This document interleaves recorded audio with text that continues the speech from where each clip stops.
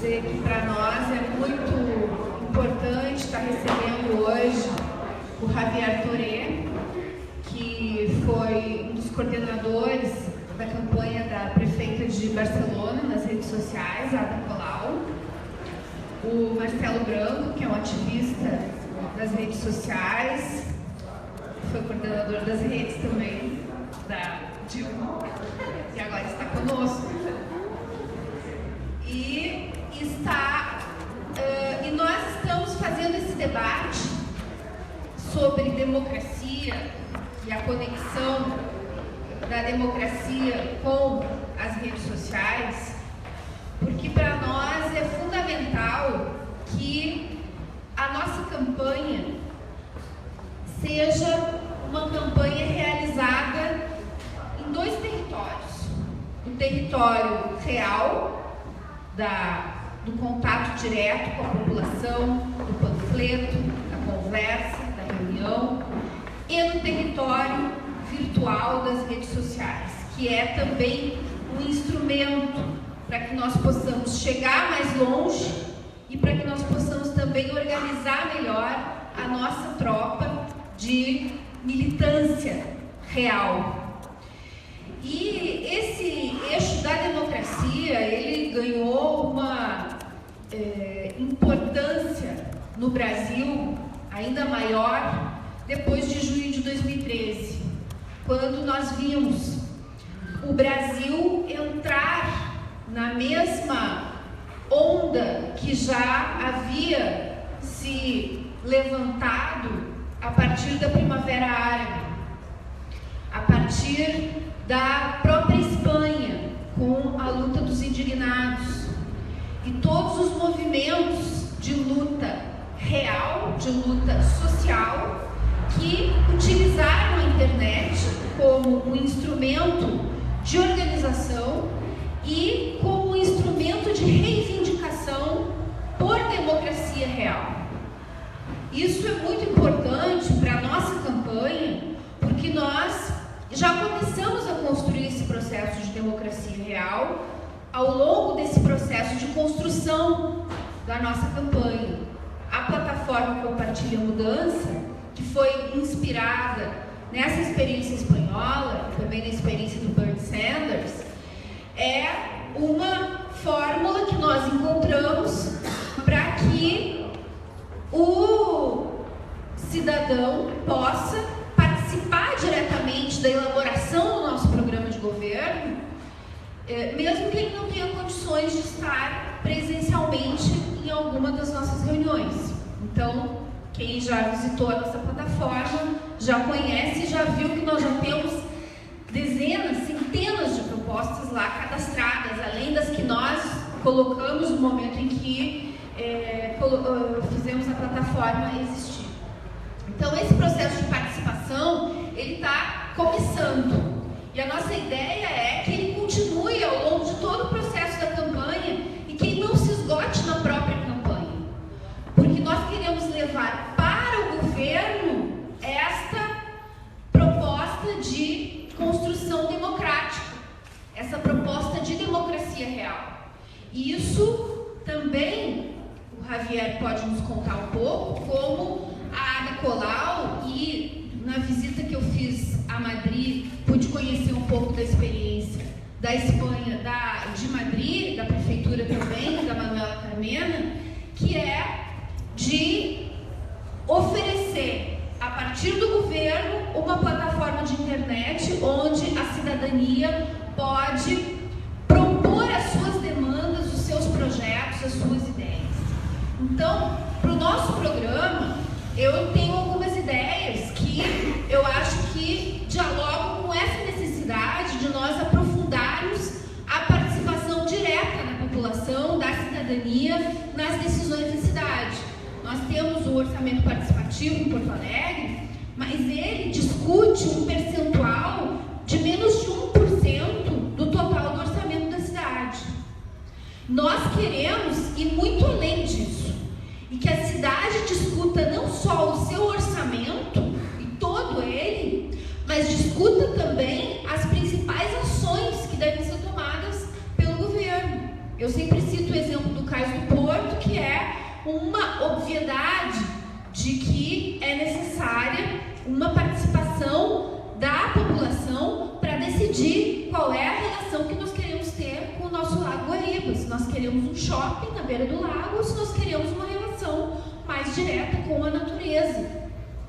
Então esse tem que ser um debate feito com a cidade, não um debate de gabinete, não uma decisão técnica, é uma decisão política e ela deve ser tomada pela cidade. E assim como o caso do Cais do Porto, nós temos muitas outras possibilidades de debates democráticos com a cidade que devem ser feitos. A plataforma de Madrid tem uma possibilidade de participação que me parece ser extremamente interessante. Ali a população pode colocar uma proposta, então qualquer pessoa vai na plataforma e cadastra uma proposta. Se essa proposta obtiver o apoio virtual de 2% dos eleitores de Madrid, essa proposta então vai a plebiscito. E ao ir a plebiscito, toda a cidade vai ser chamada a decidir sobre aquela proposta. Se aquela proposta for aprovada, ela então será encampada pelo governo para que o governo leve adiante a organização para que ela se viabilize, seja através de um projeto de lei, seja através de uma ação direta do governo, seja através de uma reivindicação junto a uma outra esfera de poder, mas o governo toma aquela proposta como sua, ela sendo aprovada no plebiscito. Eu acho que essa é uma proposta que nós temos que incorporar no nosso programa de governo. Assim como também nós temos hoje, assim como tem também na plataforma de Madrid, a possibilidade do governo oferecer diferentes opções para a população de uma determinada questão e a população escolher, por exemplo, se quer uma praça com tais características que custará tanto ou se quer uma praça com outras características que custará mais ou menos que aquele valor e oferece então essa possibilidade para a população decidir. Então esses são exemplos concretos de como nós podemos sim construir processos mais reais de democracia na cidade. E eu não tenho dúvida nenhuma de que nós temos hoje cada vez mais uma cidadania crítica, que quer participar, que quer decidir, mas que está enojada da política tradicional. E não é para menos. O que nós estamos vendo com a Operação Lava Jato não é pouca coisa. É a demonstração de que o método da corrupção, da propina, é uma endemia no serviço público. É uma corrupção sistêmica que está viralizada por toda a administração, seja em âmbito municipal, estadual ou federal. Esse já é um método de governo. Tá? E nós precisamos, portanto, a partir da atração das pessoas que estão enojadas com essa política tradicional, construir uma outra política e proporcionar uma renovação desse processo político. Um novo ecossistema político, como dizem os espanhóis, onde a cidadania ativa seja parte direta da política e não sejam apenas os políticos tradicionais que façam a política, mas a cidadania faça essa política no seu dia a dia, no seu cotidiano também, a partir da possibilidade que a própria internet nos dá de oferecer esses canais de participação.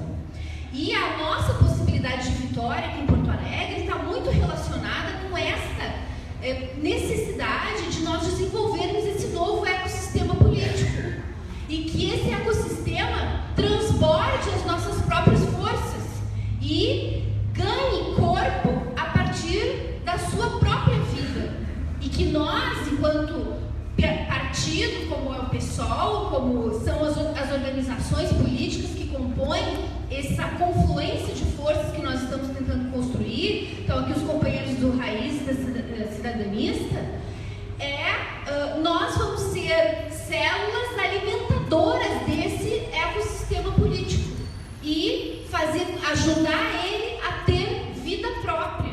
E a partir dessa vida própria, desse movimento real da cidadania, é que nós podemos vencer as eleições e ultrapassar esses obstáculos gigantescos que as máquinas partidárias e o próprio sistema político apodrecido nos impõem, e que nós poderemos também governar de uma forma diferenciada. Porque o próprio processo de construção dessa vitória já aponta qual é o método de governo que nós queremos construir, que é esse método da participação direta, real, da cidadania na política, de que a política não seja apenas o privilégio de alguns, mas seja o direito de todos a participar das decisões da cidade. E o ambiente da cidade é o que mais favorece essa possibilidade de construção desse movimento e dessa democracia real. Então, é para estimular esse processo que nós estamos realizando esse debate hoje com essas duas figuras que são militantes dessa causa já há muito tempo, né, que estão engajados nesse processo de construção de um movimento tecnopolítico que possa ajudar a desenvolver esse novo ecossistema que transborde as nossas forças e possibilite que a gente construa um movimento real para que a cidadania se aproprie da cidade, se aproprie das instituições e faça delas realmente instituições úteis aos seus interesses e não aos interesses das castas políticas, como tem sido até hoje. Então, vou passar para o Marcelo Branco fazer a primeira parte.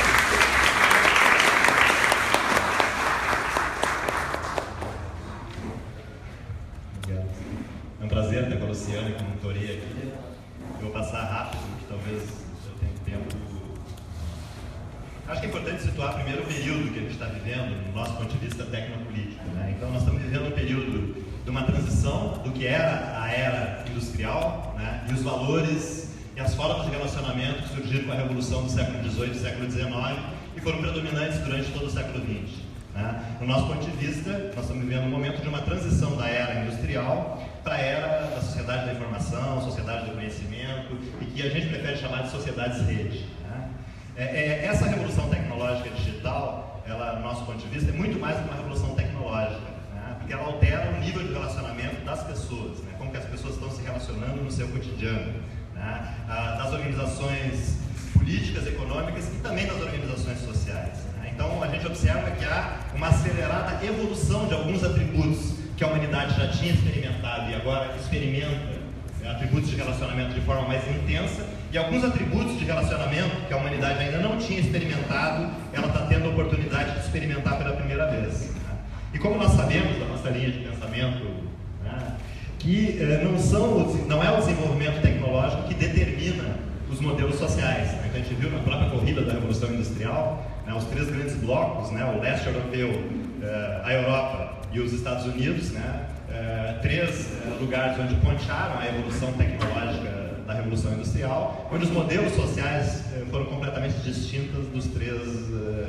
Né, então, o modelo desenvolvimentista social-democrata do bem-estar social, do leste europeu, durante muito tempo, né, a União Soviética, inicialmente revolucionária bolchevique, depois uma burocracia, uma casta política totalitária, né? E nos Estados Unidos o individualismo, a sociedade liberal e tal. Então, mesmo, o que eu quero dizer?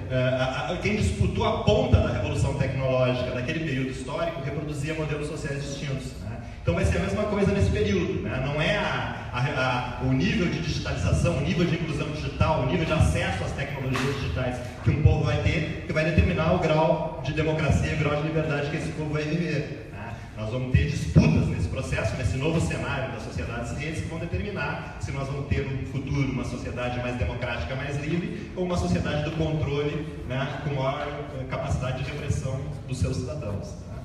As consequências dessa sociedade-rede, a primeira e a mais clara, é o empoderamento do indivíduo de forma inédita. Nunca um indivíduo teve um poder individual tão forte como nós estamos tendo nesse período da história. Né? Uma capacidade de comunicação global, né, sem intermediários, quer dizer, então nunca um ser humano teve uma capacidade de se comunicar globalmente sem ser intermediado por um meio de comunicação como rádio, TV ou jornal. Então nossa mensagem chegava para os nossos amigos e tal, mas nós não enviar uma mensagem, seja um texto, um vídeo ou um áudio que pudesse chegar em qualquer parte do planeta. Então nós conquistamos, como humanidade, né, a capacidade de nos comunicar globalmente, né, de forma individual. Né. Isso, obviamente, questionou o papel de todas as organizações intermediárias. Acho que a primeira que começa a ter essa crise é a indústria fonográfica, né, que ela intermediava a relação entre os artistas e seu público. Então, para que uma banda, um artista pudesse ter o seu produto em larga escala para consumo de milhares e milhões, necessariamente tinha que passar por uma indústria que tinha o domínio da técnica da cópia, do vinil, né, depois do CD, e o monopólio da distribuição. Então, necessariamente era o único canal, mesmo os alternativos tinham que passar por esse processo de industrialização, etc, etc. E a gente viu que foi uma indústria que se opôs, né, a esse modelo. Né. Então, o primeiro intermediário, digamos assim, é ter problemas. Né. E a gente foi vendo a própria comunicação social, né, os meios de comunicação de massa passam a ter o desafio de como se integrar com essa nova comunicação, que não é a comunicação broadcast, etc, etc. E finalmente a gente viu, a partir de 2011, né, e no caso do Brasil em 2013, as instituições políticas intermediárias entre os indivíduos e os públicos não serem as principais protagonistas do levante que nós tivemos aqui em 2013. Né? Porque os partidos, os sindicatos, as associações que nós conhecemos até então, elas também, através das assembleias gerais, através das convenções partidárias, elas definem, né, uma pauta política e as prioridades votadas nas suas instâncias, né, e aqueles indivíduos historicamente foram representados, porque era essa a única forma que tinha, por umas instituições que representavam o indivíduo no ambiente público. Né. E a gente observa que esse período histórico que a gente está vendo nem sempre é assim. Nós vamos chegar ali. Né. Então, as redes sociais é um novo espaço de convivência, né, é que ela tem algumas características, né, que o conhecimento e a informação elas são descentralizadas e distribuídas globalmente. Né? A inovação e a criatividade não está mais dentro das organizações. Né? Então, antigamente, a inovação se dava dentro de um centro de pesquisa governamental, ou dentro da academia, né? Ou uma divisão de inovação e desenvolvimento de uma grande multinacional. Toda inovação se dava de tecnológica se dava nesse ambiente. A gente observa nos últimos anos as inovações tecnológicas, por exemplo, não se dão mais nesse ambiente. Elas estão distribuídas na rede, etc. Então a capacidade que a organização tiver de absorver essa capacidade inovadora de fora para dentro vai ser a possibilidade dessa organização ter mais ou menos sucesso. Então, um grande desafio, não só das organizações políticas ou das organizações sociais, inclusive do próprio capitalismo, as empresas do grande capitalismo, é como absorver a capacidade inovadora que não está dentro da organização e está fora, e ter essa capacidade agregada dentro da estrutura. Né? Vou ter que ir mais rápido, senão não vai dar tempo. Né? Nós estamos aqui, e o centro dessa revolução digital é a comunicação. Né? Então, quando a gente fala, a comunicação é simplesmente uma ferramenta de comunicação, a internet é mais uma ferramenta de comunicação. Não é isso. Né? A gente já viu isso dar arrepio, né? esse tipo de avaliação, porque ela é um pouco reativo ao que está acontecendo de fato. Né? A comunicação é o centro da comunicação, é o centro dessa revolução. Né? Então, a gente vê, eu vou passar rápido aqui, tá? Ao mesmo tempo, né, que a gente está vivendo um período nunca visto, né, contraditório, não contraditório, né, que são duas tendências não contraditórias. Um é o aumento da capacidade de comunicação, do poder de comunicação pessoal autônomo. Cada vez mais nós temos um poder de comunicação autônomo ampliado, essa capacidade, mas contraditoriamente, quanto mais nos comunicamos autonomamente, mais informações são concentradas. Então existe uma descentralização da comunicação e uma concentração da informação, né, que são movimentos contraditórios, porque cada vez que a gente posta um vídeo, cada vez que a gente usa as redes sociais, cada vez que a gente usa as plataformas, a nossa informação passa a ser concentradas para fins de controle e lucro das grandes corporações que armazenam essas informações. Tá? Então, o contrapoder sempre está no DNA de qualquer sociedade. Então, qual a nossa capacidade de exercer um contrapoder numa sociedade conectada, numa sociedade em que a lógica é essa lógica da sociedade rede, né? Então, eu acho que a gente pode pensar assim, no que pode ter sido a pré-história, né, dos movimentos sociais na internet, e a gente pode ir lá para 1994, quando os zapatistas fazem um levante clássico, guerrilheiro, conhecido por todos nós da esquerda, né? Mas a forma de se defender daquele possível ataque do imperialismo americano ou do exército mexicano foram os comunicados do subcomandante Marcos. Quem é mais antigo lembra disso, né? Então o subcomandante Marcos, através de uma rede de correio eletrônico, garantiu né, a visibilidade para aquele movimento e garantiu, no nosso ponto de vista, também que aquele movimento não fosse massacrado. Então, não era um movimento tecnopolítico, era um movimento clássico, né, de guerrilha rural, que a gente conhece muito na América do Sul, principalmente na América Latina, né? Mas esse movimento já foi o primeiro, que dá para dizer assim, a usar a internet como ferramenta de autodefesa, quer dizer, a defesa daquele movimento sobreviveu e sobrevive até hoje graças a isso, né? Em 99, a gente observa, naquele período do auge do neoliberalismo, Margaret Thatcher e Ronald Reagan, a dupla dinâmica do pensamento único neoliberal e um pensamento hegemônico, os movimentos sociais com dificuldade de combater aquele movimento, por causa do desemprego e a crise e todas as mazelas do neoliberalismo, e de repente, em Seattle, em 1999, né, um movimento surpreende o mundo. Um dia de uma reunião no Banco Mundial em Seattle, né, mais de 80 mil pessoas marcham em Seattle contra aquela reunião do Banco Mundial, isso em 99. Né? E ninguém sabia quem organiza. Não são sindicatos participaram, tiveram uma certa participação, mas basicamente foram pequenas organizações, pequenos grupos que construíram aquela grande manifestação. E eu acho que dá para dizer também que os movimentos do Fórum Social Mundial aqui em Porto Alegre já tiveram, e eu vou falar um pouco disso rápido, porque eu tenho que correr, já tiveram esse componente da internet como um papel importante na organização. Né? Se não fosse a internet, talvez a gente não tivesse tido os 3 fóruns sociais mundiais em Porto Alegre. E quem organizava os fóruns, quem comparecia nos fóruns também já tinha alguns indícios que não eram os partidos, as organizações tradicionais, já tinha novas redes, novos movimentos, né? Novas formas de participação que aquele período que a gente viveu.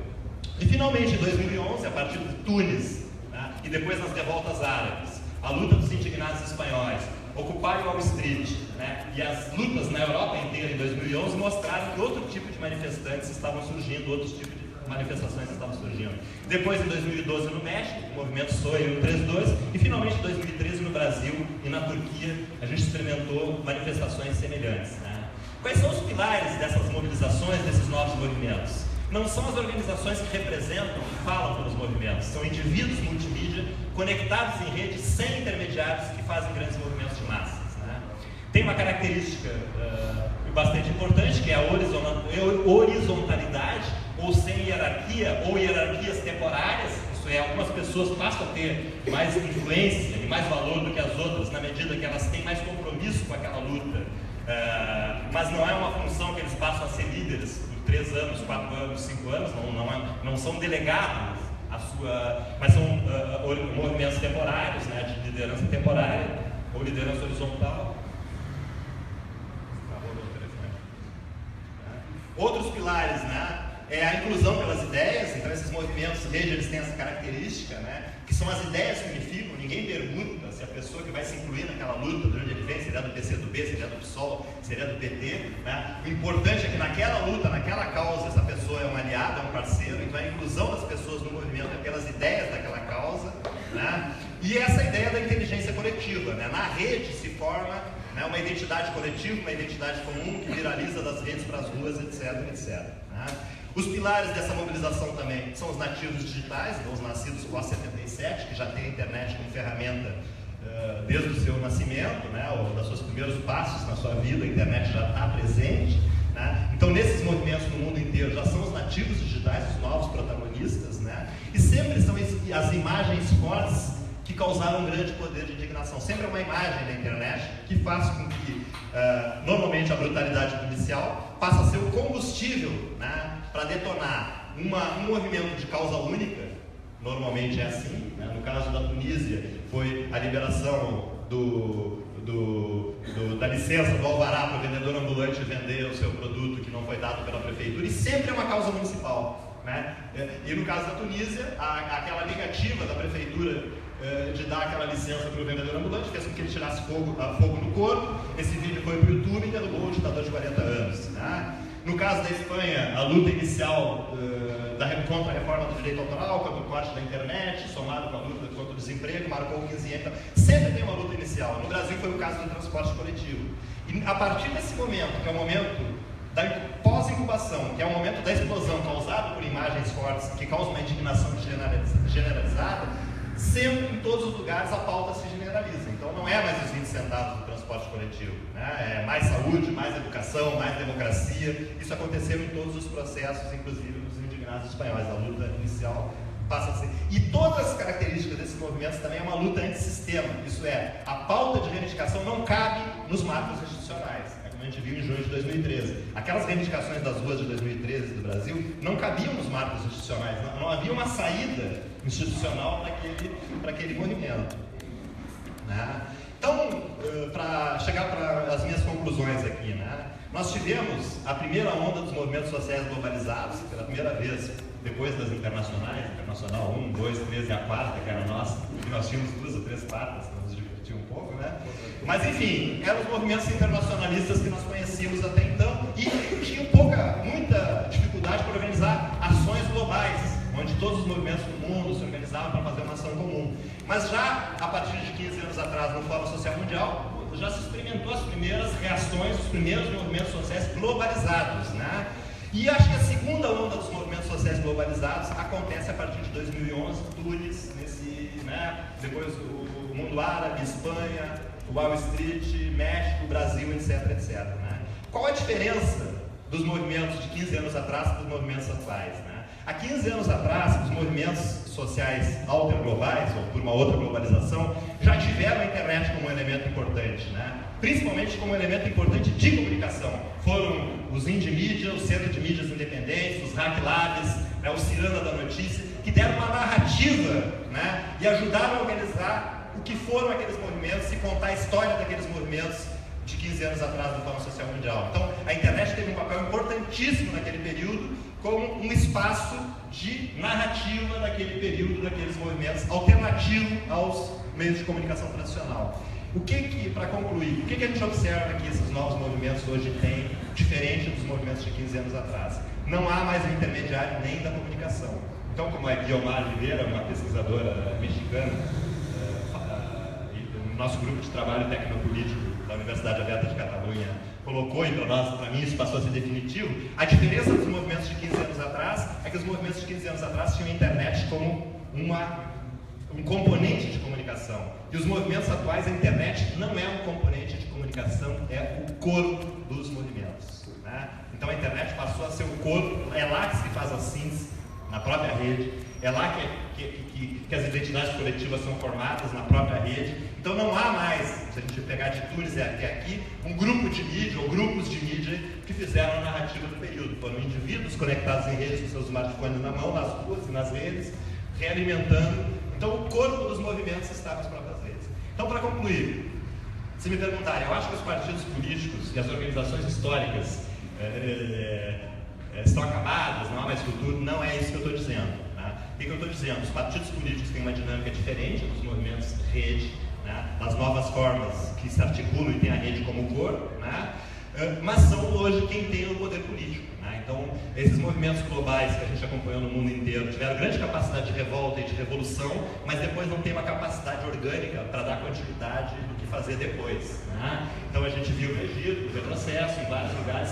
Então, os partidos e os movimentos históricos, hoje, eles têm o poder político que os movimentos rede não têm. Né? Então, acho que a gente vai viver um período de transição muito grande, onde vão conviver dois tipos de movimentos: os movimentos históricos, dos partidos, dos sindicatos e das organizações construídas na era industrial, onde tem formas de decisão mais ou menos horizontais, mas são organizações que representam a sua base social, e os movimentos redes que vão conviver. Eu acho que é impossível um partido funcionar como uma rede de construção de identidade coletiva na internet, como eu acho também que dificilmente esses movimentos redes tal. Eu acho que nós temos, introduzindo um pouco o que o Toreiro vai falar, nós temos uma experiência única acontecendo no mundo. Em um único lugar do planeta, onde esses movimentos rede viraram partidos, se institucionalizaram e resolveram disputar prefeituras, as comunidades autonômicas e o governo nacional da Espanha, que é o caso da Espanha. Então, além do Podemos,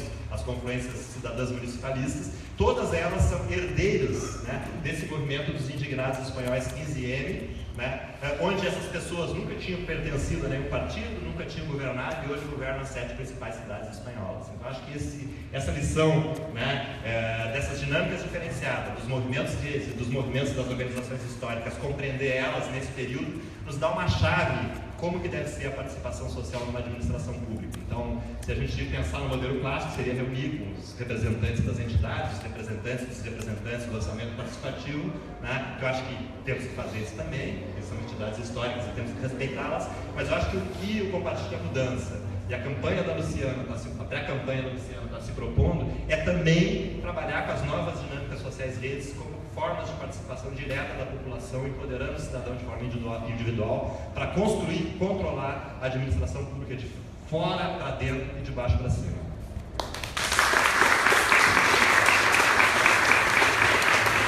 Muito bem. Antes de passar para o Torê, eu vou mostrar para vocês o livro que ele me deu e que ele escreveu e organizou, que é a Tecnopolítica em 15M, a potência das multitudes conectadas, onde ele relata justamente essa experiência, né, da Espanha. E aqui eu trouxe também, lá de Madrid, um panfleto da Prefeitura de Madrid, fazendo a propaganda da plataforma de internet que eles oferecem para a cidadania participar, né? É bem interessante, depois quem quiser no final vir aqui dar uma olhadinha, mas é muito bacana, onde eles colocam justamente a ideia de debater, propor, decidir e ser feito a partir dessas iniciativas das pessoas na plataforma oferecida pelo governo municipal. Então, passo para o Torê. Bueno, primeramente, fora Temer.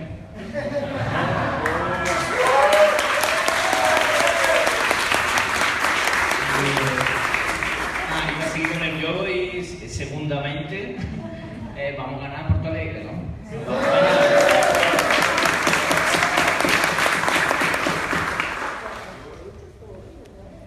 Bueno, quería decir que realmente es un privilegio y un honor estar con Luciana y con Marcelo y compartiendo con vosotros un poco la experiencia, ¿no? Y también buscando diálogo y conversación, ¿no? Porque nos tenemos la suerte que estamos gobernando las principales ciudades, pero estamos muy convencidos que esto es un movimiento internacional, ¿no? De liberación de ciudades y de reconstrucción de la democracia partiendo de las ciudades. Entonces, yo quería hacer un recorrido rápido, mas trataré de dialogar con las cosas que pusieron Luciana y Marcelo y hacer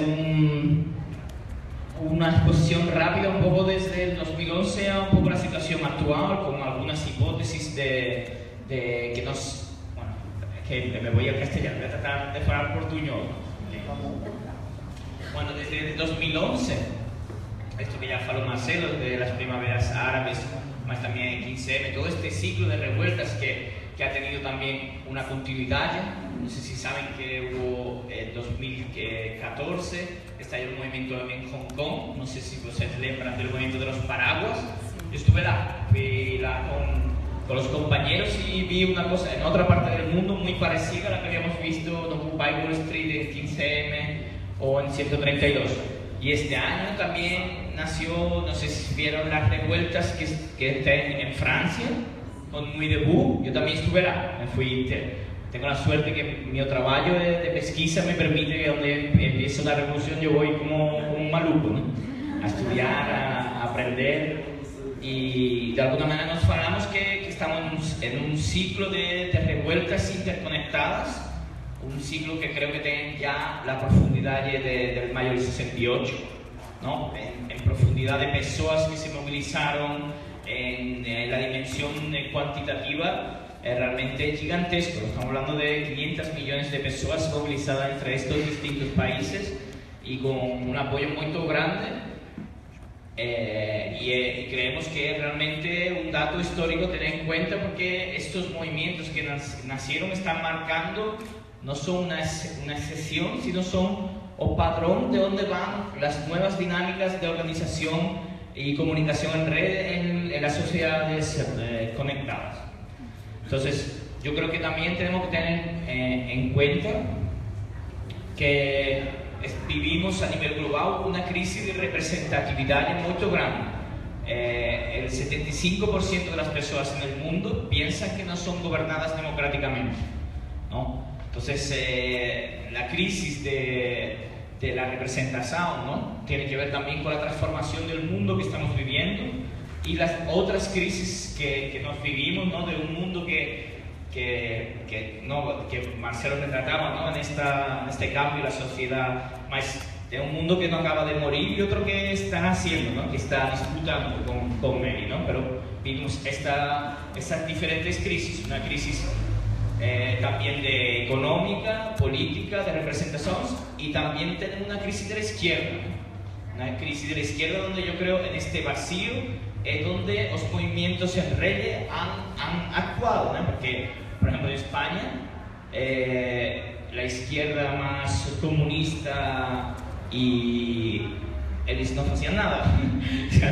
Era un bloqueo a los movimientos sociales, totalmente.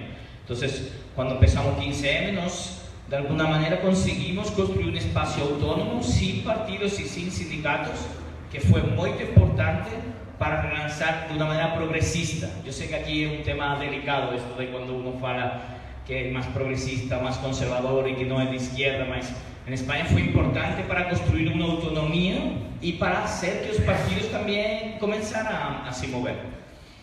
Entonces, esta transformación o estas crisis será también una transformación muy grande de las formas de vida, ¿no? Yo creo que estoy casi seguro que todos ustedes tienen o Facebook o WhatsApp o tienen todas estas cosas, ¿no? Y eso está mudando mucho las formas de se relacionar con el mundo, de tener relaciones afectivas, de organizarnos políticamente, ¿no? En toda esta crisis hay nuevas formas de vida que están organizando también nuevas formas de organización política. Les doy un dato. Hay un pesquisador, yo trabajo en la Universidad de Cataluña con Manuel Castells, no sé si ustedes conocen. Bueno, pues él trabaja con otro pesquisador que se llama Gustavo Cardoso, que él hizo una pesquisa que preguntaba en 17 países sobre los hábitos de uso de Internet. Bueno, pues una de las preguntas que le den en la pesquisa me parece muy relevante es que preguntaban a la gente que tenía redes sociales cuánta gente había usado las redes sociales para ir a la rúa.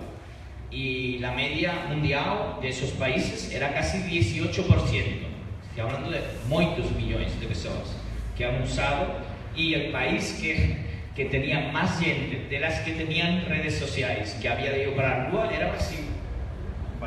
40%. Claro, también está feito después de junio. Y claro, eso también quiere decir que también la derecha fue mucho a la rúa con las redes, ¿eh? Porque los movimientos en red aprendimos en Brasil y en otros lugares que pueden ser de izquierda o de derecha, ¿no? Entonces, y también una preocupación que yo tengo estudiando los mapas, ¿no? Yo realmente presento dibujos raros, pero hoy no.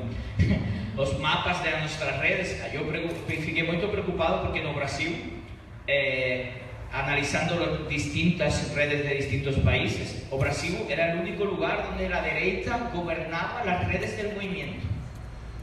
O sea, en Twitter se veían los perfiles de la derecha y no de la izquierda, ¿no? Y también, bueno, esta es parte de esta crisis de la izquierda, de no estar a la altura de la transformación social y tecnológica que está viviendo la sociedad. No tenemos que tener miedo a la tecnología, tenemos que apropiar de ella porque es una herramienta para la batalla, para la lucha, una de las principales herramientas que nos tenemos. Y esto tampoco es una tradición extraña, no sé si ustedes saben, pero la Segunda Internacional se convocó con el telégrafo, ¿no? Que precisamos usar la tecnología para disputar la política. Yo creo que es una cosa bastante obvia, ¿no? Entonces, esta emergencia de formas de acción, de comunicación y de organización en red, y cuando hablamos de redes, no solo estamos hablando de Internet, que están las redes del cerebro, están las redes sociales y las redes digitales, mas por primera vez hay una combinación poderosa entre redes digitales, humanas y neuronales que permiten organizar mucha gente a través de la comunicación. Hay otro pesquisador que utiliza una metáfora que yo creo que es interesante para pensar un momento, que antes teníamos la acción colectiva, ¿no? Entonces tenía un sujeto que tenía una comunicación. Ahora tenemos una comunicación, él fala que es la acción conectiva. tiene una comunicación que hace un sujeto. ¿Se entiende la diferencia? No es lo mismo que usted tiene una organización que dice, bueno, yo soy lo que sea, ¿no? O el MSTP, ¿no? Pues yo tengo una comunicación de mi organización, una comunicación instrumental. Los movimientos del rey no son así, son dinámicas de comunicación entre distintos grupos y personas, identidades colectivas que crea un sujeto. ¿Entienden? O sea, es la dinámica de comunicación, no solo la que disputa la opinión pública, es la que genera los procesos de organización, ¿no? La comunicación es la que genera esos procesos organizativos. Entonces, uno de los ¿sí? Entonces, ha habido un crecimiento muy grande del uso político y estratégico de las redes digitales y de las identidades colectivas. Que, bueno, una puntualización que decía Marcelo, es verdad que estoy de acuerdo que hay una desintermediación muy grande de la política, ¿no? Incluso de los movimientos sociales, por las dinámicas de organización en red. Mas no solo son individuos que construyen o eventos o entidades colectivas que permiten articular las personas, ¿no? No son organizaciones muy estables, pero son agrupaciones temporales que permiten organizar la lucha por un momento y después cambian, ¿no?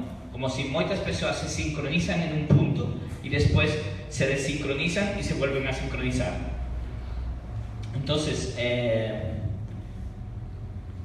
esta desintermediación y esta nueva capacidad de uso de la tecnología de manera estratégica nos está permitiendo muchas cosas. Uno es reducir el coste de la acción colectiva.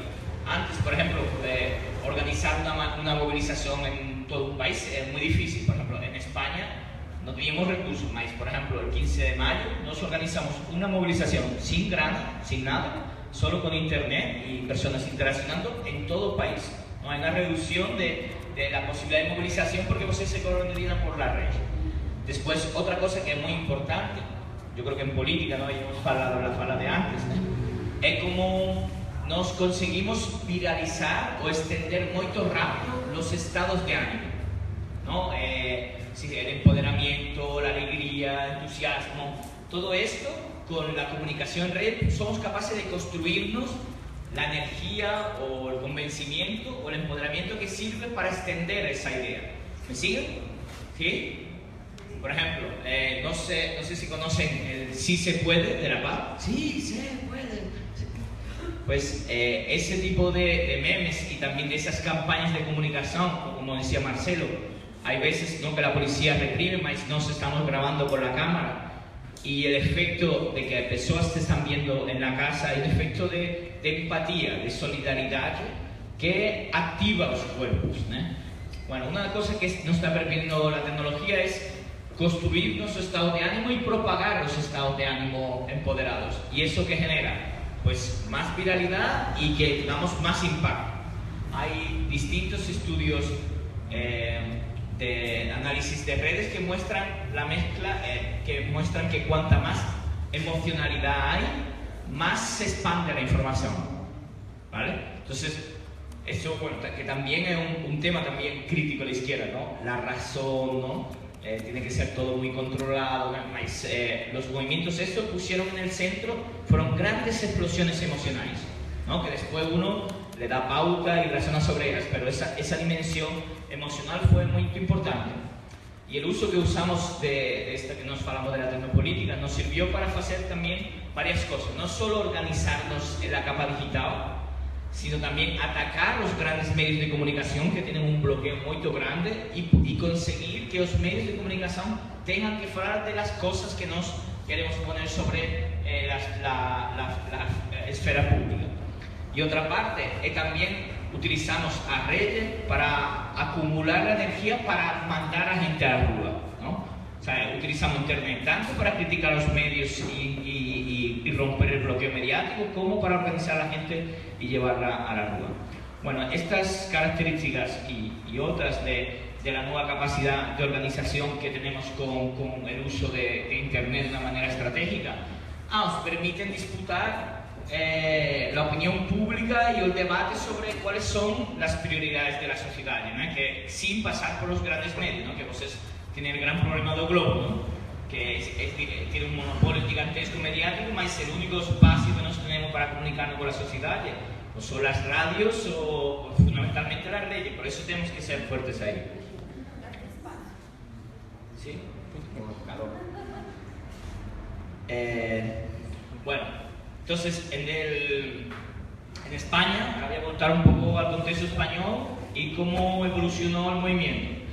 En 2011 hubo esta gran movilización en todo el país, que después viró unas acampadas, ¿no? Se acampó en casi todas las ciudades de España y fueron unos meses de una gran catarsis emocional y afectiva y de procesos de movilización muy grandes, ¿no? De manifestaciones de medio millón de personas. Bueno, fue un proceso muy fuerte que todavía está influyendo en la sociedad y que cambió la mentalidad de gran parte de la sociedad española.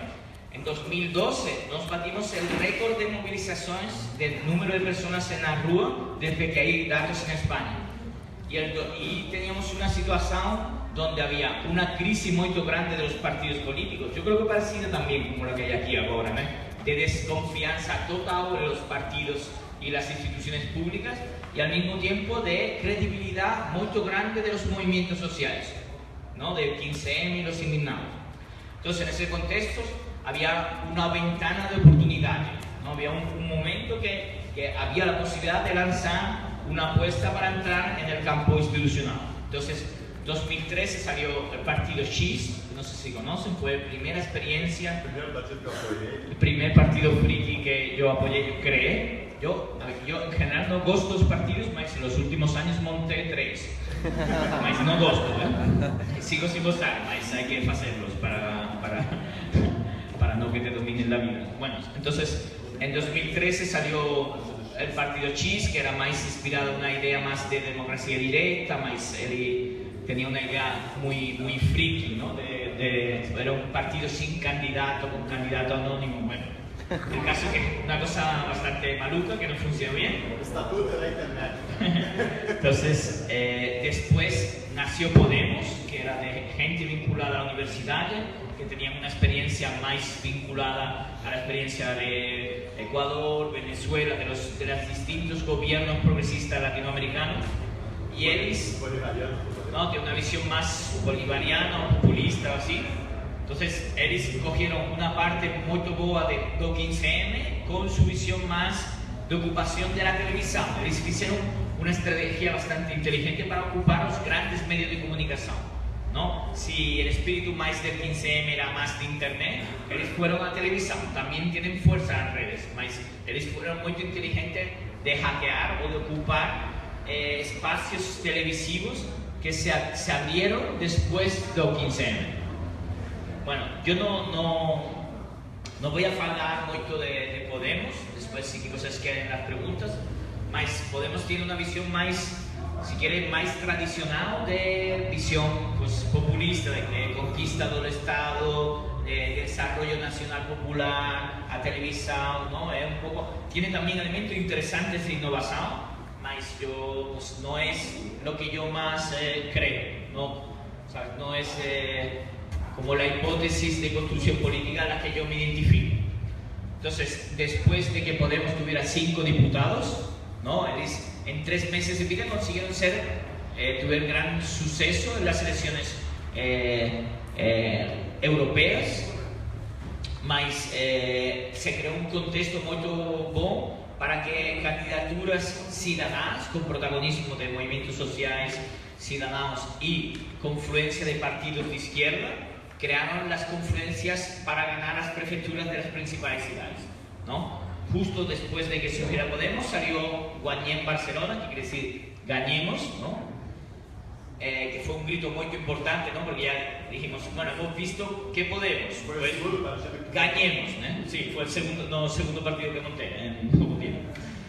Entonces, esa experiencia que todavía está viva, ¿no? En menos de un año consiguió montar un movimiento en toda la ciudad, el movimiento municipalista, porque nosotros decíamos, ganar Barcelona no solo es ganar las elecciones, necesitamos una base social muy fuerte en la rúa, necesitamos una sociedad civil muy activa, porque si no gobernaremos y no tendremos el poder suficiente, porque tener la institución de la prefectura no es tener el poder, es tener un pedacinho de poder más, ¿no? Donde podemos avanzar en políticas progresistas. Mas si no tenemos una base social activa y un movimiento bien organizado y fechamos todo en la institución, nos vamos a perder la batalla. Entonces, el esfuerzo de construir esa confluencia, de organizar este movimiento en la ciudad, y ahora, hoy en día tenemos 2.000 militantes en Barcelona, muy activos, y 14.000 inscritos que participan en algunas de las consultas que nos hacemos, ¿no? Mas quería dar algunas ideas para no alargarme mucho, algunas ideas clave que fueron importantes para ganar la ciudad, ¿no? Ahora que vamos a empezar la campaña. ¿Qué puedes hacer de Barcelona en Común? No, Barcelona en Común tardó un año en se organizar, que eso fue bueno porque tuvimos bastante tiempo para organizar los barrios, contenidos, programas, para hacer procesos participativos abiertos, así. Y en un año pues conseguimos construir ese movimiento y al mismo tiempo ganar las elecciones, ¿no? Como que era el doble objetivo, construir el movimiento y ganar la elección territorial.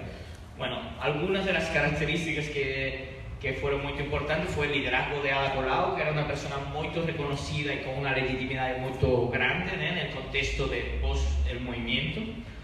Por otro lado, una capacidad muy grande de marcar y liderar el marco de la discusión, lo que se llama el frame análisis, que es, nos conseguimos imponer que había o Ada Colau o la derecha, ¿no? Entonces todas las demás rivales ya no importaban, ¿no? Entonces conseguimos muy bien construir un relato ganador, ¿no? Ya el mismo relato, guañemos, ¿no? Gañemos, ¿no? Guañemos la saúde, la educación, los barrios, ¿no? Como construir una narrativa muy envolvente y construir un proceso que era muy abierto, ¿sabe? Consiguió incorporar todo este fenómeno que nos hablamos de desborde, que yo creo que también es un elemento muy importante para construir aquí, ¿eh? Tenemos que ir más allá de lo que somos y de las estructuras organizadas para que más personas puedan hacerse parte de la campaña y conseguir más allá de la capacidad que nos tenemos, ¿eh?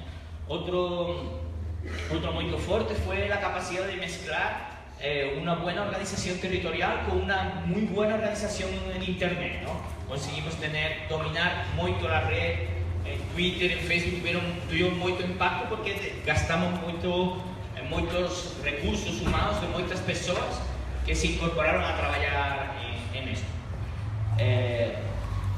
Otra cuestión muy importante fue esta capacidad de empoderamiento, de construir esa capacidad, ¿no? De transmitir ese sí se puede, ¿no? Que hoy falamos en el taller que decíamos antes, ¿no? La izquierda no estamos acostumbrados a ganar, nos estamos acostumbrados a perder. Y esto es importante también de hacer una mudanza mental, ¿no? Ganar, queremos ganar, pero tenemos que saber cómo ganar. A veces no sabemos o también tenemos miedo, ¿no? O a veces estamos más preocupados de cierta pureza ideológica, de entender cuáles son las mejores maneras de comunicar para conseguir lo que queremos hacer. Bueno, el caso es que fue la elección y pues fuimos la fuerza más votada, ganamos las elecciones y estamos gobernando en minoría. Fue increíble, ¿no? No voy a imaginar que la gente pues, que no teníamos grana, que es la primera vez que participamos en una elección así, pues estamos gobernando una ciudad tan importante como Barcelona, ¿no? Todos, o gran parte de mis amigos que eran activistas ahora son prefectos o vereadores, ¿no? Es bastante loco. Bueno, y para acabar, yo quería decir varias cosas. En un año de gestión, yo creo que demostramos que se puede gobernar de otra manera, ¿no? Y ahí recuperaría parte de los elementos que puso Luciana, ¿no? Por un lado, otra forma de gobernar, ¿no? Donde tenemos una plataforma que se llama Decidim Barcelona, que es parecida a la que hay en Madrid, donde hemos hecho el plan estratégico de la ciudad y ha habido 20.000 personas que han participado en la plataforma digital y 10.000 en debates presenciales. Y ahí hemos construido como el plan estratégico de transformación de la ciudad, ¿no? Mas también los temas, ¿no? Que yo creo que son importantes, ¿no? Nos estamos hablando mucho de esta cosa del bien común, ¿no? De la importancia de de pensar una lógica más allá del privado y más allá del Estado. Sentido de cómo construir una alianza, en vez de que ahora la que tenemos de público privado, hacer una alianza entre público común, ¿no? Que pueda dar más lugar, en vez de darle a las grandes empresas, fomentar cooperativismo y asociacionismo legal que pueda hacer ese tipo de tejido y construir otro tipo de economía, ¿no? Que también es uno de los temas importantes. Después, los temas vinculados a la soberanía, ¿no? Porque estamos diciendo, no, en realidad es un momento de soberanía de las ciudades, ¿no? Más poder para las ciudades, menos poder para el Estado. Más poder para los ciudadanos, más pérdida. Soberanía alimentaria, soberanía tecnológica, y energética, ¿no? Que es otro punto importante. Nos está un proyecto para ser un operador de energía local, para que no tener que depender de las grandes, ¿no? Porque al final a cidade, la infraestructura de la cidade muchas veces es privada, ¿no? Y tenemos que recuperar la infraestructura de las ciudades para que sirva a la gente, ¿no? Entonces, en este tiempo, en este año, ha habido, no voy a describir las políticas públicas, pero políticas públicas bastante progresistas dentro, bueno, creo que hicimos grandes avances en derechos sociales bastante, en control del modelo de ciudad, ¿no? Que antes era una locura el turismo, mas creo que estos 2 o 3 años que quedan de gobierno nos debemos acelerar mucho esta experiencia. Bueno, y para acabar, quería decir 2 cosas. Una es, para nós, también estoy aquí por eso, ¿no? Porque nos estamos muy convencidos de que es un momento de ensayar una estrategia distinta, que no sea solo conquistar los estados, los países, sino de dar una centralidad a la ciudad y de que podemos construir una red global de ciudades por el bien común, la soberanía y los derechos sociales.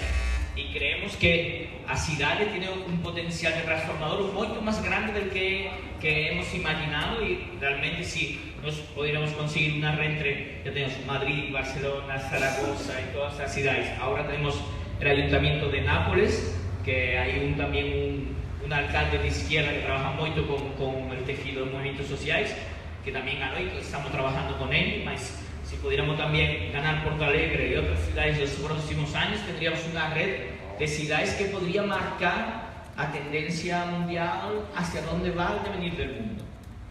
Porque al final las ciudades son quien marca las tendencias a nivel internacional, ¿no? Barcelona lo fez con el modelo Smart City, ¿no? Que es un modelo que nos estamos criticando fuertemente porque es un modelo de capitalismo de la vigilancia y apropiación de los datos, y un modelo de ciudad para hacer el business tecnológico. Y nos estamos diciendo ciudades democráticas, ¿no? Ciudades tecnología, pero para hacer los derechos y para tener más soberanía.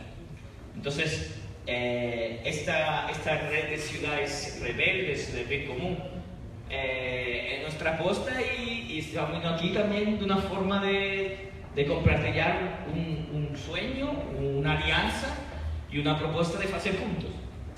Entonces creemos que un lazo entre Barcelona y Porto Alegre puede ser una cosa muy importante para ustedes, para nosotros y también para el futuro de la humanidad. Gracias.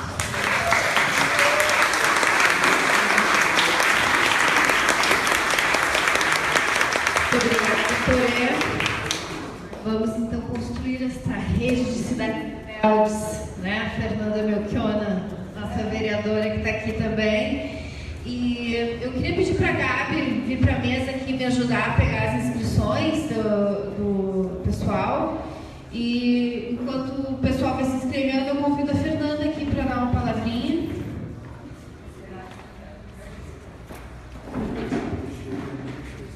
Boa noite a todos e todas. Eu queria primeiro agradecer, Luciana, né, a saudação, mas a participação do Torê e do Marcelo Branco e de todos os companheiros e companheiras que vieram essa noite para fazer essa discussão tão importante conosco.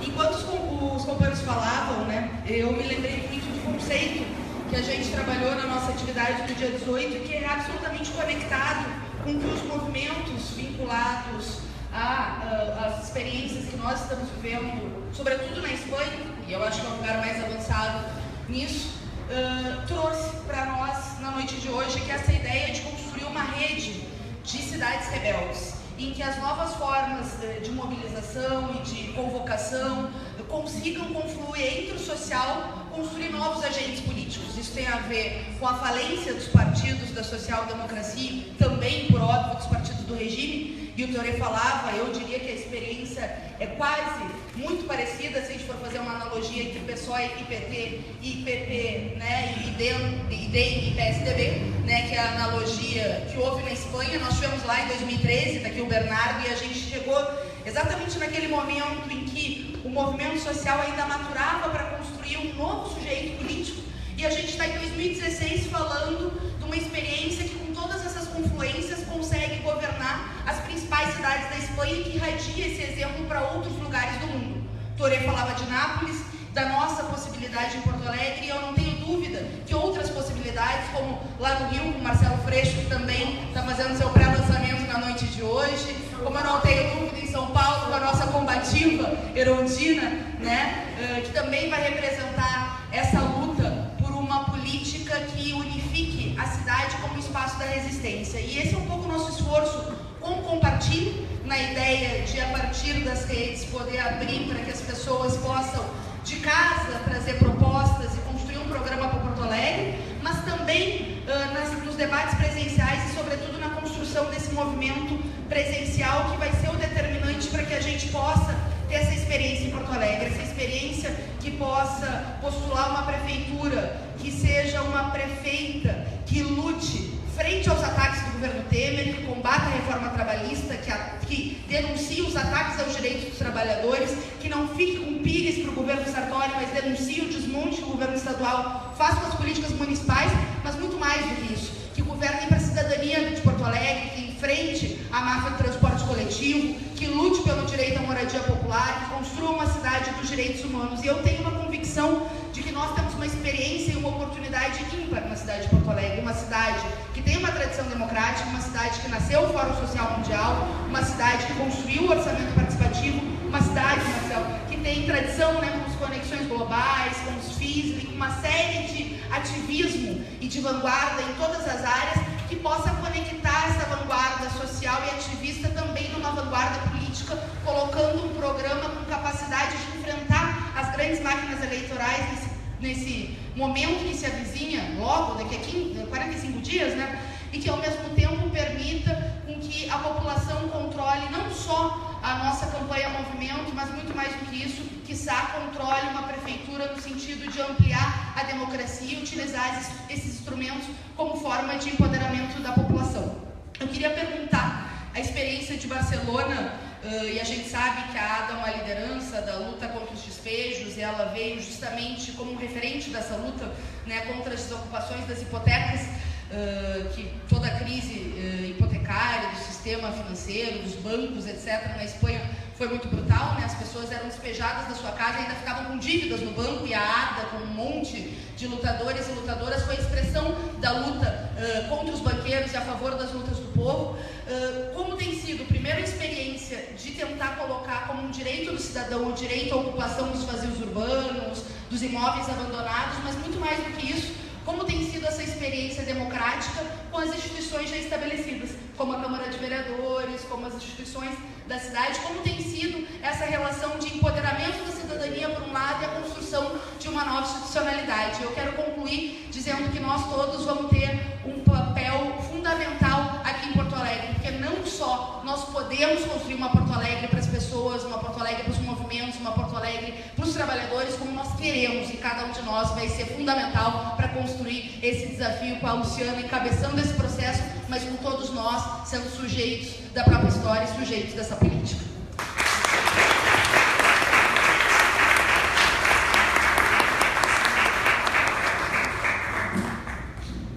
Boa noite, gente. Já tem alguns inscritos aqui. Eu só vou controlar bem o tempo, acho que 3 minutos, a gente sempre faz assim um bom tempo, porque senão quando voltar para a mesa aqui vai ser meio darwinismo, só os fortes sobrevivem, vai ter pouca gente, e o legal é a gente ter esse debate mesmo, tá?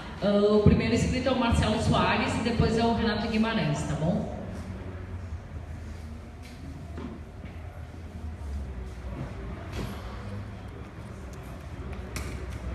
noite a todas, a todos. É uma grande alegria hoje vir aqui ver o Javier. O Javier talvez não se lembre. Vou te dizer, Javier, tu já teve uma influência na criação de um outro partido também. Além de fundar 3 ou 4, no início de 2015, tu participaste de um seminário sobre a forma de partido do movimento Coletivo Avante, na época, que deu origem à raiz movimento cidadanista, que hoje a gente já está em fase de legalização. Tu e o Bernardo Gutierrez justamente trouxeram essa experiência do Podemos, ainda não havia as confluências, né, mas muitas questões que tu colocastes naquele seminário, tu e o Bernardo, né, que também é um grande ativista de tecnopolítica, justamente nos inspiraram nessa questão. E algumas questões que o Marcelo também colocou, e em cima disso eu queria te fazer uma pergunta, assim, até pelas recentes eleições, né, na Espanha, as eleições gerais, ficou bem claro essa contradição, né, entre as confluências nos municípios vitoriosas que hoje administram, né, as 7 principais cidades, e ao mesmo tempo se esperava, vamos dizer, aquilo que tu mesmo naquele seminário colocou, o assalto ao poder, né, o assalto institucional que o Podemos nasceu justamente para ganhar as eleições. E isso para a Igreja sempre foi bem claro, né? Estamos cansados de perder, nós não queremos construir uma esquerda para perder. E nessas eleições, justamente, ele se coligou, fez uma aliança com aquela esquerda que sempre perdia, né? Fez 3, 5% a esquerda unida, né? Até que ponto isso também talvez tenha trazido, né, seja responsável por esse mau resultado do Podemos, mas principalmente eu queria saber, assim, a nível local, porque eu concordo contigo, eu acho que até na construção de uma nova política, de novas formas de democracia, uma democracia real, eu acho que ela tem que surgir realmente nos municípios. E é isso que talvez o Podemos não tenha sabido entender, porque eles ainda estão com aquela visão da esquerda tradicional do assalto ao poder, né? E claro que a gente sabe que, como o Marcelo colocou, é importante, né? A visão ainda do partido, eu ainda acho que é importante, mas também eu acho que partidos de um novo tipo, que saibam se relacionar com essas confluências, com essas experiências locais. E em cima disso eu queria te perguntar, como é que está essa relação do Podemos com essas confluências municipais? Porque a gente vê muito, né? A gente vê muitas discordâncias, assim, até o Podemos, algumas pessoas tiveram, né, na executiva ali, saíram, tudo, e agora estão lavando a roupa suja em público, né, por causa desse resultado, assim, que algumas pessoas acharam, né, que não era o esperado. E queria também te entregar aqui a carta satanista e o Estatuto da Raiz, que é um partido que tu também, com as tuas ideias, até ajudou a, né, a construir também. Renato Guimarães, por favor. Eu me esqueci só de convidar todos para o próximo sábado. Teremos aqui nesse mesmo lugar o lançamento da pré-candidatura do Roberto Robaini.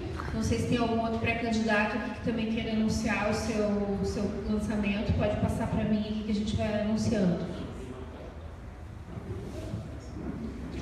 Boa noite a todos e a todos. Uma saudação a Javier, ao Marcelo, vieram contribuir com essa caminhada aqui. O Marcelo já contribuiu, né, muitos e muitos anos, contribui com essa construção da cidadania democrática da cidade de Porto Alegre. Eu acho que está colocado na nossa mão uma tarefa importante. Sábado, eu participando de uma atividade comunitária na Zona Norte, um cidadão, um senhor que é líder, dirigente comunitário, me perguntou: como é que vocês vão ganhar, disputar o poder da cidade? Como é que a Luciana vai ganhar o poder da cidade? Eu disse: não, nós não vamos ganhar esse poder, disputar esse poder. Nós queremos, junto com o senhor, com toda a cidadania da cidade, construir um outro poder da cidade de Porto Alegre. Um poder, como a Luciana disse, que não fique dependendo de acordinho em Câmara de Vereadores, onde a gente tem que estar vendendo o projeto político da gente, os princípios da gente, né? Isso a gente superou como método. Nós precisamos, de fato, construir uma cidadania participativa, horizontal na cidade, onde cada cidadão, ele vindo ou não para um coletivo, ele possa participar da decisão da cidade. Essa é a mudança e as pessoas que me encontram na rua e falam isso, nas entrevistas que a Luciana dá, chama a atenção das pessoas isso. A construção dessa caminhada diferenciada para a construção de um outro poder, um poder com todos juntos. Acho que nós temos que destacar isso, porque eu acho que esses movimentos de história em tudo que é canto do mundo, eles incorporam essa nova cidadania, esse novo sujeito que se constrói, ele é esse sujeito, onde todo mundo se pertence, tem cumplicidade em realizar aquele objetivo. Acho que isso é importante nós incorporar para a nossa campanha. Outra questão é, o Marcelo participou lá de um pré-seminário, a gente vem construindo umas rodas de conversa na cidade, da cidade que queremos, que é bem na linha de instrumentalizar via redes sociais. Vai ser 9 de agosto. Todo mundo lá, hein, galera? 9 de agosto. Seminário A Cidade que Queremos. Construção todas via redes sociais, via militância. E vem se destacando nas conversas em várias comunidades desse seminário, nos eixos, no debate, na mobilidade urbana, na questão da propriedade, da disputa da propriedade na cidade, né?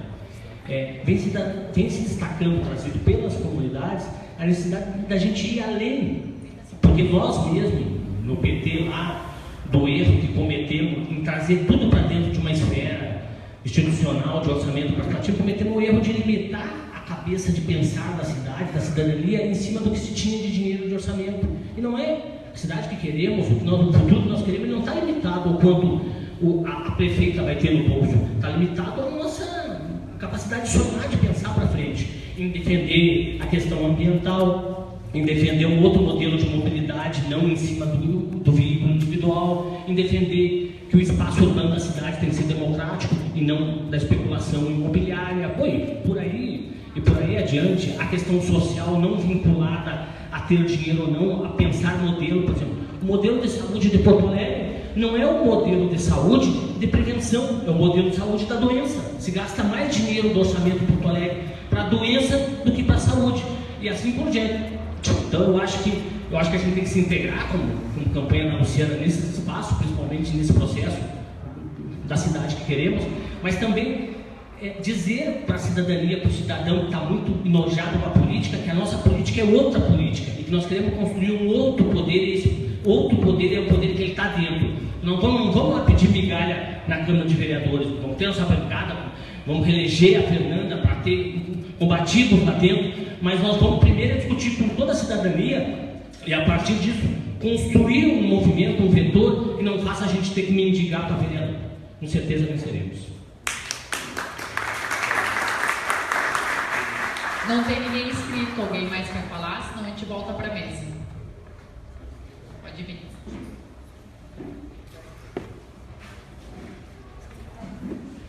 Como é o teu nome? Boa noite. Eu tenho uma pergunta nessa linha do que estava se falando da não neutralidade da internet, da rede, e ao mesmo tempo da gente usar a internet como uma ferramenta, mas ao mesmo tempo a gente tem que lutar pela liberdade dessa ferramenta, porque hoje as empresas e as organizações que regulam a internet no Brasil, elas estão fazendo de tudo para filtrar esses dados, filtrar esses conteúdos, para que a gente tenha cada vez menos liberdade de expressão, mobilização, enfim, na internet. Então a minha pergunta é muito simples e é muito objetiva. Como é que a gente usa dessa ferramenta, ao mesmo tempo que a gente precisa lutar para poder continuar usando ela, para que a gente consiga, de fato, ter uma livre comunicação na internet? E isso enquanto construção no campo das ideias e também como uma estratégia mais objetiva mesmo, assim, como é que a gente faz isso na prática?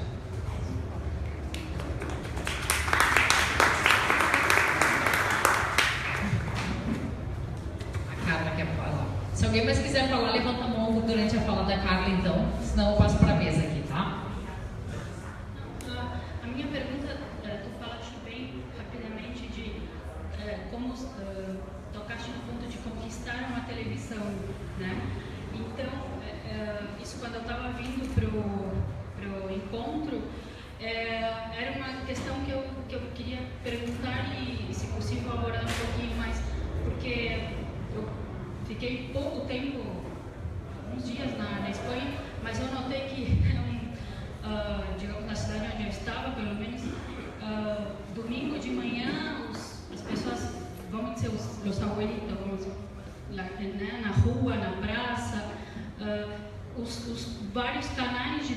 televisão, muito debate até com, como né, de malas palavras, bem acirrado, e essa é uma questão assim, bem que me questiona muito, até como se ganha a televisão, né? Obrigada. Vou passar para o Marcelo, depois para o Javier e a Luciana encerra, tá bom? Não, acho que a parte que me toca é essa parte da luta pela internet livre, né? A galera do Casa de Cultura Digital. O pessoal da Casa de Cultura Digital que está na frente aí da luta para manter a internet, as defesas dos direitos do marco civil, porque na verdade o golpe, o nome que possa ser golpe, eu acho, né? Ele não é só a questão de volta Dilma, sai Dilma, entra Dilma. A questão é que todas as áreas, se pegar todos os grupos de WhatsApp, de Telegram, da saúde, da educação, da cultura, né? É uma tragédia que está acontecendo. Quer dizer, os direitos rapidamente estão sendo... Então a pauta dos direitos na internet no Congresso Nacional Brasileiro está em marcha, está andando. Né? Existem lá 6 ou 7 projetos que praticamente liquidam os direitos do marco civil. Né? Então a luta pela internet livre é fundamental. Eu acho que isso está incorporado aí na campanha da Luciana, né? Essa necessidade de nós ter uma internet que não é o Facebook, quer dizer, né? O Facebook, que é uma plataforma talvez que a gente mais utilize, né? Hoje talvez seja uma das maiores ameaças à liberdade na internet. Né? Então existe essa contradição de uma plataforma que é usada pelos movimentos, mas de certa forma ela está criando, né, um tipo de... que não era a internet do início. A internet do início era uma rede aberta, onde a gente podia ver tudo na internet. Né? Então o Facebook hoje cada vez mais é uma bolha fechada, né? Onde ele nos mostra uma realidade que através dos algoritmos não é a realidade da vida real, é a realidade mediada por esses algoritmos e tal. Né? Então acho que é essa a defesa, então acho que esse alerta da Casa de Cultura Digital aqui da galera militante é importante. Né? A gente está nessa luta, né, pela defesa dos direitos do marco civil, mas como tantas outras lutas, o desmonte do SUS, está tudo andando numa velocidade muito rápida. Né? Então acho que vale esse alerta, né, de manter essa luta, né, pela internet livre, que está nesse momento ameaçada. Nós construímos no Brasil de forma colaborativa, talvez seja o maior caso de construção de legislação via internet no Brasil, talvez o único grande caso, né, que nós construímos o marco civil numa plataforma colaborativa da internet. Toda essa legislação complexa e bastante sofisticada, que é os direitos da internet, que é considerado por todos no mundo como o marco regulatório da internet mais avançado do planeta. O Tim Berners-Lee, o criador da web, diz isso, né? Ele foi construído não pelo governo, não, ele foi construído por uma plataforma participativa do Ministério da Cultura, que disponibilizou para que se construísse uma lei como essa e que foi aprovada na esteira do escândalo do Snowden, né? Que nos ajudou bastante a aprovar o marco civil na internet brasileira. Então acho que é isso. Enfim, e só para também, eu não estou nesse debate por acaso, eu estou também porque eu estou comprometido com essa candidatura da Luciana, né? Porque eu acredito que além de toda a tradição da esquerda, que nós somos herdeiros mesmo, que tivéssemos trilhados momentos juntos e alguns separados, né? Mas principalmente por essa abertura e essa vontade, esse desejo que ela tem de conhecer e experimentar novas formas, né? Conhecer esses novos movimentos, conhecer a tecnopolítica, né? Então essa abertura da Luciana me empolgou bastante para estar envolvido nessa campanha, com essa possibilidade não só de nós resgatar toda a história da esquerda, mas também de viver esse momento que essa nova esquerda, esses novos protagonistas estão fazendo no mundo, inclusive de que forma a gente pode aplicar isso aqui em Porto Alegre. Então, estamos juntos aí, Luciano.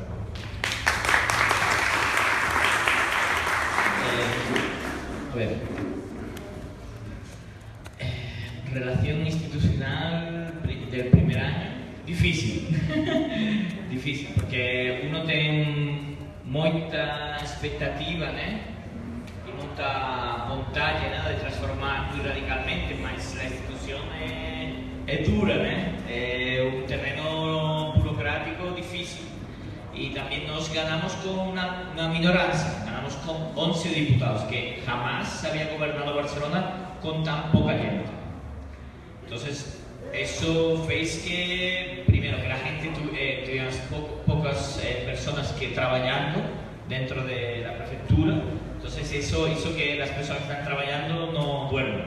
Entonces, un pequeño muito trabalho, uma expectativa muito grande, mas que nós, pessoas de movimentos sociais, estamos acostumbrados a los cambios, queremos cambios rápidos y de alguna manera tienen que brigar, eso que vamos a encontrar si ganamos también, ¿no? Dificultades, distintas dificultades, mas para muitas pessoas é difícil, não, cambiar a mentalidade, ser ativista, estar na instituição, porque é uma complexidade distinta, não? Você tem que ter em conta muitos atores, aunque tenha muito claro sus prioridades, também estão todas as lutas de poder para conseguir as coisas, né?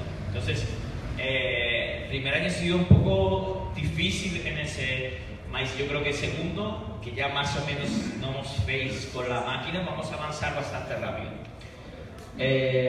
Sobre el tema de la televisión, es una situación, ¿quién me preguntó por la televisión? Allí.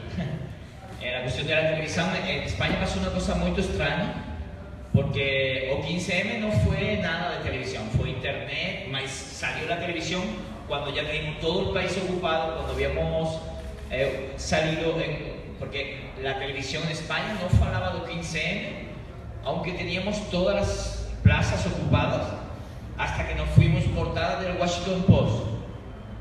O sea, tuvimos que romper el bloqueo mediático a nivel internacional para que se falara de España en los grandes medios. Pero bueno, lo que pasó después fue muy interesante y paradójico. Se puede decir que el impacto de 15M cambió bastante la mentalidad y y también el formato de los medios. Por ejemplo, los medios empezaban a se informar por los perfiles de Twitter, por ejemplo, o empezaban a poner a televisión hashtags en los debates. Empezaron a como coger cosas de la forma de comunicación del 15M. Y también hubo varias televisiones privadas que ellos entendieron que había todo un arco progresista de personas que habían nacido del 15M que no tenían ningún lugar en la televisión. Entonces fue una maniobra comercial. Ellos dijeron, vamos a abrir espacio para que haya debates y espacios de pensamiento también crítico en la televisión. Entonces, o podemos o no había Podemos todavía, la gente, Pablo Iglesias, Íñigo Rejón, Monedero, ellos ya estaban trabajando en La Cuerca, que es una televisión por internet que hacían, y ya cogieron mucho el modelo televisivo, ¿no? Porque no es solo salir el modelo, ¿no? de falar para todo el público, no para falar solo para pequeñas capas de la población, así. Entonces, ellos tuvieron una estrategia de conquistar la televisión y empezaron a ir de la televisión de internet a la televisión de cabo de la derecha. Ellos fueron al espacio de la derecha para aplicar y entrenar con la gente más de la derecha, y eso empezó a darle mucha popularidad a Pablo Iglesias y lo llamaron para uno de esos canales de debate, y él ya empezó, él y a la colaborar un poco las personas que salían del 15M que representaban otra idea y tenía el share, ¿no? La publicación, o sea, el índice de popularidad de televisión bombaba cuando él salía. Entonces, ellos daban grana a ese canal. Entonces se creó otro espacio muy progresista en apariencia, mas la gente que tiene, la empresa que tiene ese canal tiene también uno de la derecha, ¿sabes? Es un business para ellos más que la gente usó. Y el último tema, la cuestión de elecciones 26J, de las últimas elecciones. A ver, ahí yo digo que o Podemos, él no consiguió ganar realmente ninguna elección. Se hicieron también las elecciones estaduales, él tuvo buenos resultados, mas no consiguió. El único lugar donde se consiguió ganar fue en las confluencias municipales, que tenían un estilo distinto a Podemos y que casi todas eran lideradas por mujeres. Eso también fue un cambio importante del estilo. Y después se puede decir, por lo menos nosotros, como Barcelona Común, que también tenemos relación con Podemos, que está dentro de nuestra confluencia, aunque Podemos no tiene tiene una raíz fuerte en Cataluña, tenemos una visión bastante distinta de la visión que tiene Podemos. Y respetamos ellos. Ahora fuimos en coalición, hemos construido en Cataluña, que hemos ganado las elecciones, ganamos en Barcelona, pero ahora en las elecciones generales creamos un sujeto que se llama En Comú Podem, ¿no? Que es mistura de los comunes y de Podemos. Entonces, y fueron primera fuerza en las últimas elecciones. Fue el único lugar, bueno, se ganaron en 2 lugares, en Cataluña y en País Vasco, pero todo lo demás ganó la derecha, ¿eh? Entonces, ahora, bueno, yo estoy recién llegado porque hay un debate muy grande sobre si Podemos fez bien, cuáles fueron los errores, si fue buena la elección con Izquierda Unida. Yo creo que fue buena esa elección, pero creo que hubo otros errores que hicieron que ellos tuvieran un resultado bastante decepcionante para las expectativas que ellos tenían, que era ser segundos y incluso poder disputar la elección a Rajoy. Pero también, si uno lo ve con perspectiva histórica, pues tiene un partido que tiene 2 años y medio y tiene 70 diputados, tercera fuerza, y es muy importante en realidad.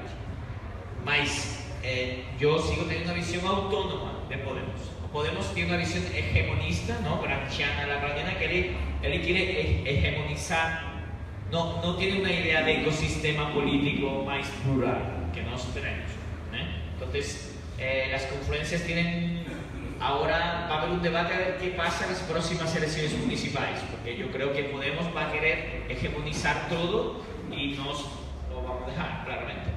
O sea, que el proyecto político de Barcelona en Comú es distinto al de Podemos. Entonces, ahí vamos a tener nuestras divisiones y discusiones, pero para mí sería muy importante que hubiera dinámica de poder, de contrapoder de las ciudades y movimientos sociales, por una parte, y que de ahí sale otra cosa. Ellos no, están de arriba, abajo, intentando hegemonizar. Y son compañeros, mas tenemos también diferencias, ¿eh? Y en los próximos años vamos a ver. Bueno, espero más o menos haber respondido.